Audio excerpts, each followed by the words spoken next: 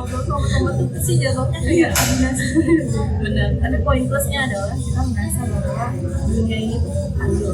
Ya, semuanya ada masalah masing-masing. Jadi nggak ada porsinya masing-masing. Ada porsi masing-masing. Jadi kita nggak merasa bahwa porsi kita tuh kalau berat untuk jalan masih.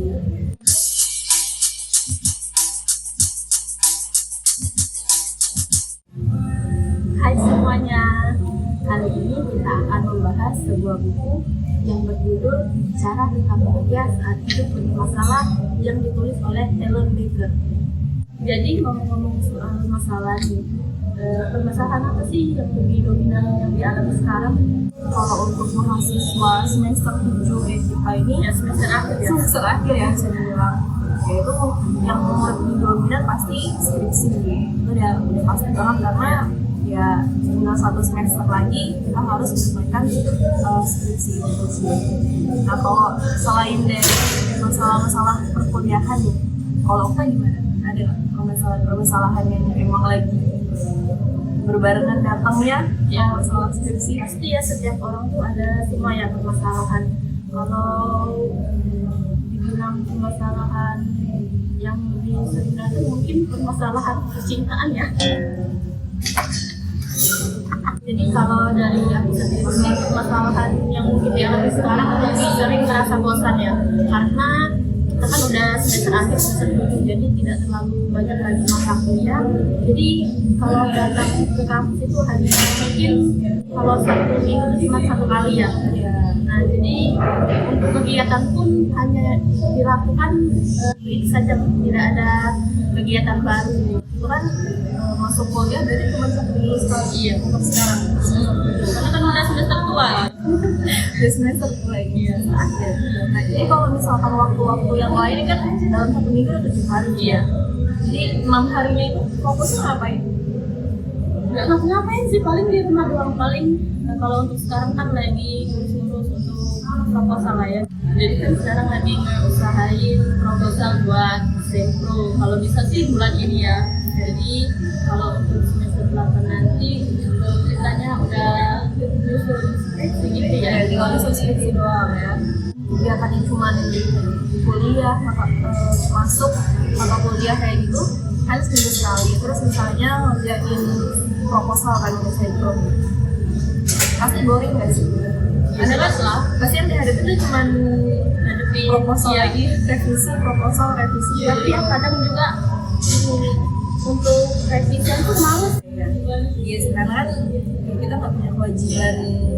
Jadi mata kuliah lagi gitu. Jadi datang ke kampus tuh nggak diharusin gitu. Kecuali jadi tidak merasa ada yang tidak terlibat. Tidak merasa ada yang nge-pressure. Jadi ngomongin tentang skripsi nih, kan sekarang banyak sekali kita dengar berita bahwa banyak sekali mahasiswa nih bunuh diri karena lagi ngadepin skripsi.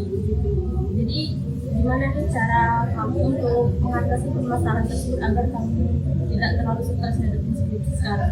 Iya, emang akhir-akhir ini banyak banget berita tentang mahasiswa bunuh diri, meskipun ya nggak semuanya tentang skripsi, ada juga ada permasalahan lain. Cuman kalau aku sendiri sih lebih ke yang pertama, kalau emang udah benar-benar sumpah, udah benar-benar nggak tahu lagi nih mau kerja skripsi kayak gimana, dia bisa refreshing dulu, bisa jalan-jalan kayak iya, bisa healing tipis-tipis ya.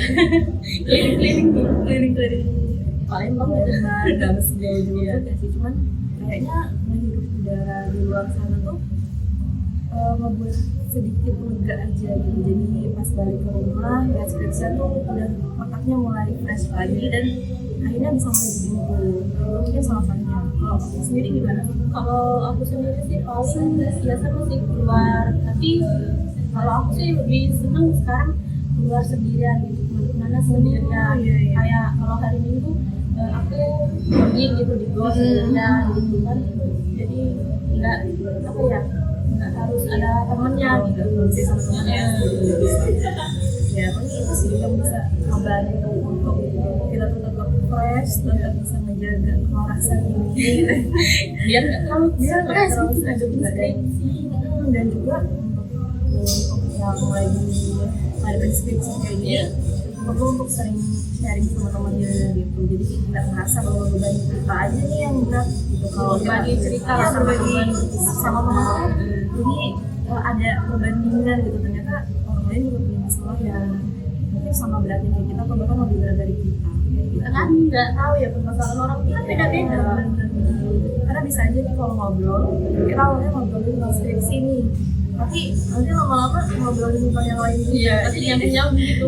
Jadi adu nasib lah. Bener, kalau ngobrol sama teman tuh pasti jatuhnya kayak adu nasib. Benar. Tapi poin plusnya adalah kita merasa bahwa dunia ini tuh adil. Ya, semuanya ada masalah masing-masing, jadi nggak Ada porsinya masing-masing. Ada porsi masing-masing, jadi kita nggak merasa bahwa porsi kita tuh kalau berat untuk menjalani masih. Nah, untuk yang lain-lain nih kan tadi ada healing, olahraga dan lain-lain. Mungkin kalian juga bisa cobain hal-hal baru. Iya. Kayak kalau adanya kan ada yang nggak suka olahraga bisa tuh dicoba kan, kayak main badminton atau berenang. Iya benar, karena akhir-akhir ini badminton juga lagi hype banget. Iya. Kalau di TikTok tuh lagi ini banget ya kayaknya. Lagi musim banget ya, kayak badminton deh. Iya. Terus Lu juga pengen terus juga akhir kemarin itu ada kepok bulu by Hildes. Nah itu juga memicu ya, memacu semangat orang-orang yang tadinya mungkin nggak suka sama badminton, akhirnya jadi tertarik untuk mencoba gitu. coba karena mengikuti tren gitu. Iya benar, salah satunya itu kayak bisa dibilang FOMO gitu kan. Nah kalau apa nih udah nyoba belum main badminton ini? Kemarin sih pengen nyoba tapi nggak ada temennya gitu. Kan kalau Iya. Kalau sudah lama nggak mungkin ini ya. benar sih. Iya gitu ya. Jadi kita bisa coba hal-hal baru, nggak mesti olahraga aja, bisa Banyak lah kegiatan lain yang bisa dilakukan. Iya, kayak termasuk jalan sendiri untuk sebagian orang tuh Ada aneh gitu ya. Tapi kalau bagi aku sih seneng gitu, Iya, menyenangkan, iya. bisa kemana-mana sendiri dan sering ribet kan. Benar. Karena kalau jalan-jalan bareng sama temen, kadang kita tuh harus mikirin mood temen juga nggak sih? Iya benar. Kalau temen lagi nggak mood, terus dia otomatis kita tuh Kayak juga kalian bisa nih datangin ke tempat-tempat kayak kita sekarang nih, kafe yang di sini juga enak banget, di sini enak, cukup nyaman, apalagi untuk kalian yang mau dia tugas di sini skripsian sih juga enak sih. Ini juga lagi tren ini ya, apa kayak melukis gitu, mewarnai, melukis dan lain-lain. bisa melukis kehidupan kalian mungkin. Membuat kita jadi lebih kuat. Oke, kita langsung masuk ke isi dari buku ini aja kali ya, guys. Jadi langsung aja nih kita membahas isi dari buku yang kita bahas ini. Isinya apa aja sih?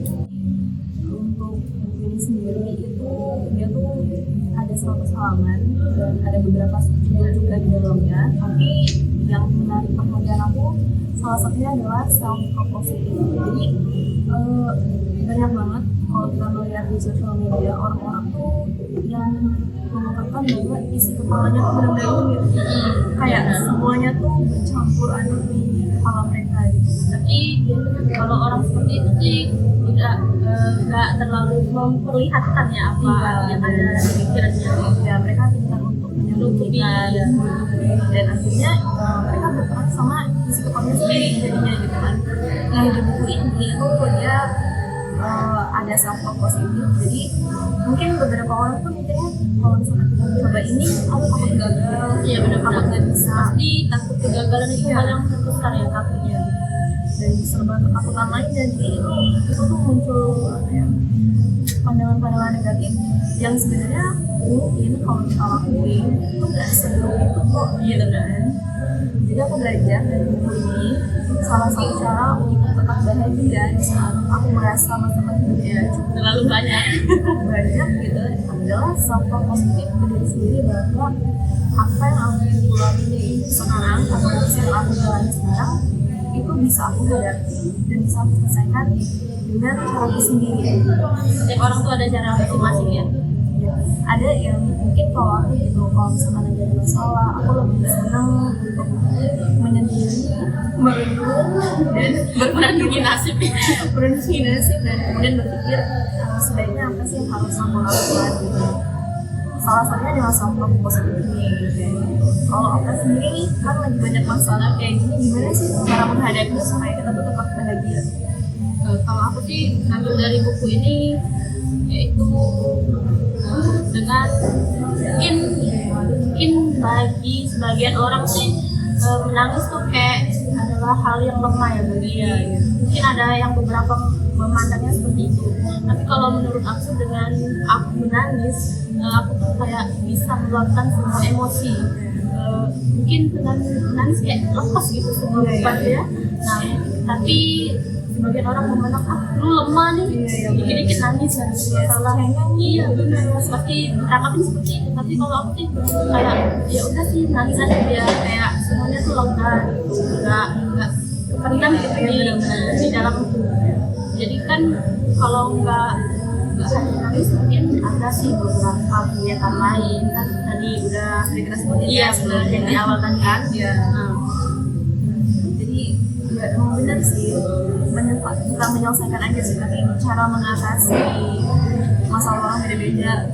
Begitu juga dengan cara mengatasi emosional kita juga beda-beda. Mungkin aku lebih senang yang kalau pas itu bisa menangis gitu. Memang menangis itu tidak menyelesaikan masalah ya, tapi itu buat jadi kayak unek-unek itu mungkin ada orang yang pengen pecah gitu benar-benar dia terlepas kalau aku sih ya nangis itu di dalam kamar sendirian gitu sendiri lah bisa dibilang benar-benar, tapi juga sih bisa menimbulkan hal yang negatif ya mungkin karena kalau berlebihan ya itu cenderung sebagai negatif. Dan jadi untuk teman-teman yang lagi merasa banyak masalah, stres banget, nah kita ada beberapa saran dan masukan buat teman-teman semua ya, nggak terlalu stres dan kayak sharing dan bertukar pikiran. Kan ada juga nih beberapa orang yang mungkin takut untuk menceritakan apa yang dia alami ya. Kan ada juga orang yang sulit bercerita. Nah kalau seperti orang yang seperti itu mungkin tips yang bisa diberikan untuk orang yang sulit berbagi cerita itu gimana? Nah, kalau kita mau cerita juga, kita harus tahu dengan sampai bercerita. Kita tuh kalau menceritakan hal-hal yang seperti kita harus tahu bahwa orang yang lawan kita nih, kalau kita bercerita ini harus bisa dipercaya. Jadi kalau kalian bercerita di rumah teman-teman memang sebenarnya jadi kalian bisa dekat lagi ya orang-orang keluarga, jadi keluarga kalian yang memang kalian percaya untuk jadi tempat cerita. Kadang ada juga ya sebagian orang ya, memang keluarganya lengkap ya, tapi untuk tidak mendapatkan beban gitu ya, kayak nggak ada tempat cerita. Dan mungkin juga kayak ada orang yang pacaran nih, mungkin bagi mereka tuh bisa jadi pacar tersebut lah yang bisa menjadi tempat mereka bercerita, berkeluh kesah ibaratnya ya. Jadi semuanya pasangan dan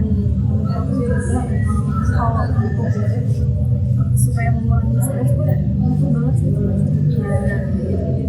karena itu selain dengan teman kita kan bercerita kita bisa mengeluarkan emosi, mengeluarkan semua unek-unek kita bisa keluar meskipun ya mungkin lawan cerita kita juga belum tentu ngasih saran atau saran, tapi sebenarnya better lah ketika emosi kita tersampaikan, nggak terlalu menumpuk gitu ya. jadi tuh nggak terlalu menumpuk dan nggak terlalu biasa. Nah, teman-teman juga bisa mulai menyusun ya misi kalian dalam jangka waktu Jalan depannya ya. Gitu. Apa aja nih to-do list gitu ya, hal-hal yang harus dilakuin. Jadi ketika kalian udah mulai menyusun, nih kita jalannya tuh enak ada awalnya mau kemana gitu. Beda dengan memang gak mau ngapain kan malah bingung ya. Jadi mau ngapain apa gitu. Kalau udah ada porsi-porsinya tuh lebih enak untuk dikerjain sih. Kalau aku sih mungkin ada salah satu cara ya. Kalau sendiri aku kalau seandainya lagi ada masalah aku juga sering menulis, tapi menulis bukan di buku. Oh, di mana tuh? Kalau aku nulisnya di Twitter. Tapi Twitter aku privat jadi Jadi cuma kita doang. Iya, jadi kan ngeluarin semuanya di sana gitu. Itu bisa juga sih dan baik juga sih walaupun yang memang sengaja dibuat tapi kayak kita sendiri yang menikmati gitu kan. mungkin cara-cara yang kita sebutkan itu hanya sebagian kecil dan masih banyak lagi yang mungkin kita belum banyak notice, cara lain yang teman-teman bisa eksplor juga. Dari kita sih itu aja. Kemudian kita mau kemana?